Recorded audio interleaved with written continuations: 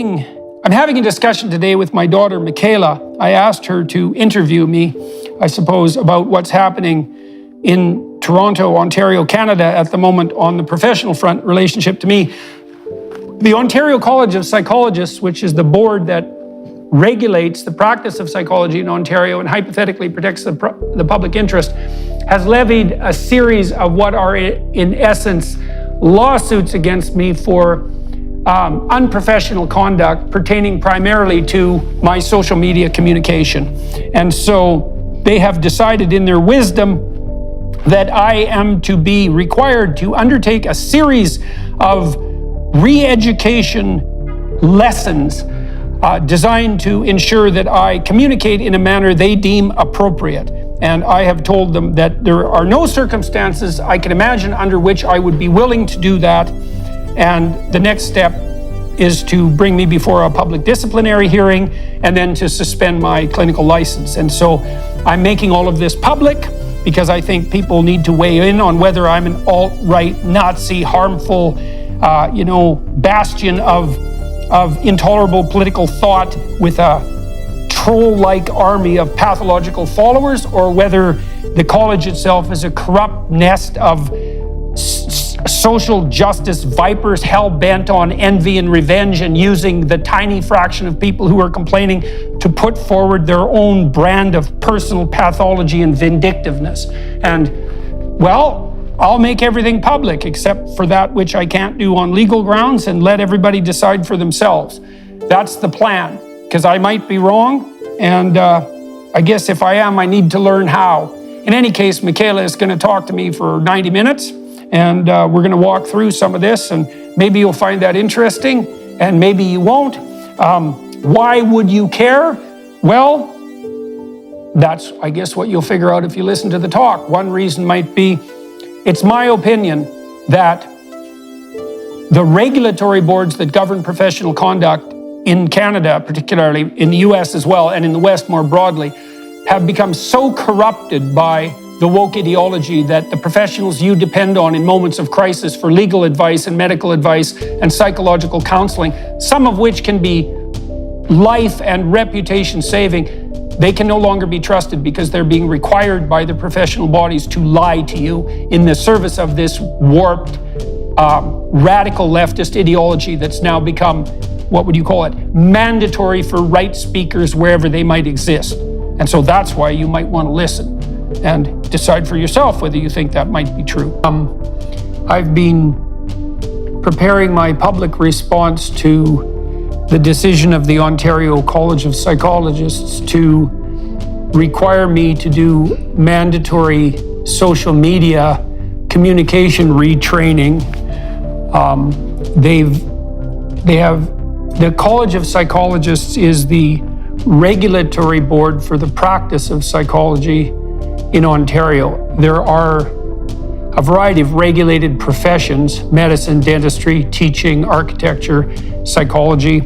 That's not all of them. And these regulated professions have a board that's appointed by the government, whose mandate is to protect the public from unprofessional behavior on the part of the members of the regulated professions. And people can submit complaints to those bodies if they believe that they've been treated unprofessionally or unethically or otherwise inappropriately by a college member, so a member of the relevant profession. And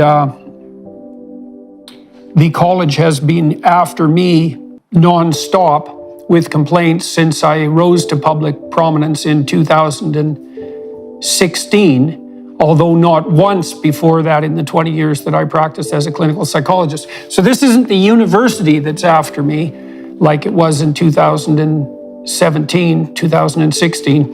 This is the College of Psychologists, which has started pursuing me in 2016 and has never let up. Now, what happens is that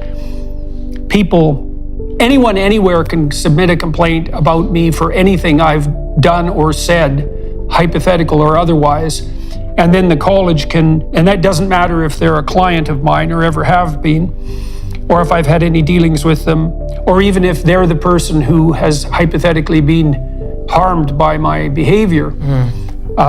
And the college has decided to pursue a sequence of such complaints, even though it's in their power to dismiss them as vexatious or frivolous, which is what I asked for, on the grounds that my social media communication has caused harm to people. And so they've essentially taken out what are the equivalent of more than a dozen lawsuits against me. And I say they're equivalent to lawsuits because the penalty for being found guilty of such misbehavior is quite serious. It can involve re-education, public apology, or even the removal of my ability to practice or to describe myself as a clinical psychologist. And of course, it took me about 10 years, all things considered, to get licensed. It's a very difficult process, and I'm not inclined to give it up lightly. In any case, they have been after me to a tremendous degree in 2022. I think there's 13 or 14 complaints, each of which culminated in one of these lawsuits. I'm represented by legal counsel. There's so many of them that they're difficult to keep track of. I probably went through 400 pages of documentation this week, and you asked me how I'm doing.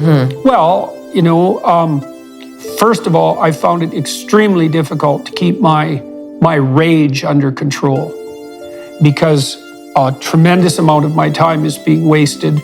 It's extremely expensive. The allegations are not only utterly preposterous, but entirely political in nature. And then I was also afraid of it. The first complaint came in 2016 in December. At the same time the university was after me, and at the same time the Canadian Revenue authorities were after me for a mistake they admitted making 6 months later.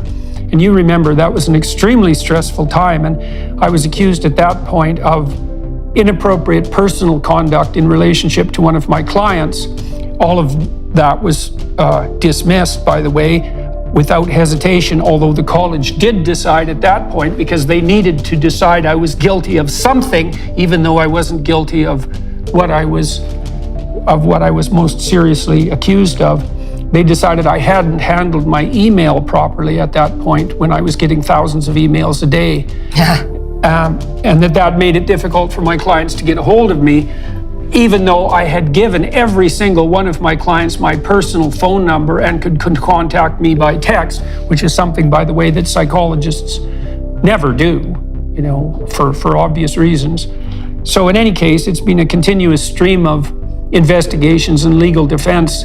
Since then, I found that kind of accusation of serious personal misconduct unbelievably stressful in 2016. It certainly contributed to me becoming ill. Yeah. And then I didn't really want to revisit it, and so I started going through all that documentation last week so that I could lay out everything that's been levied at me.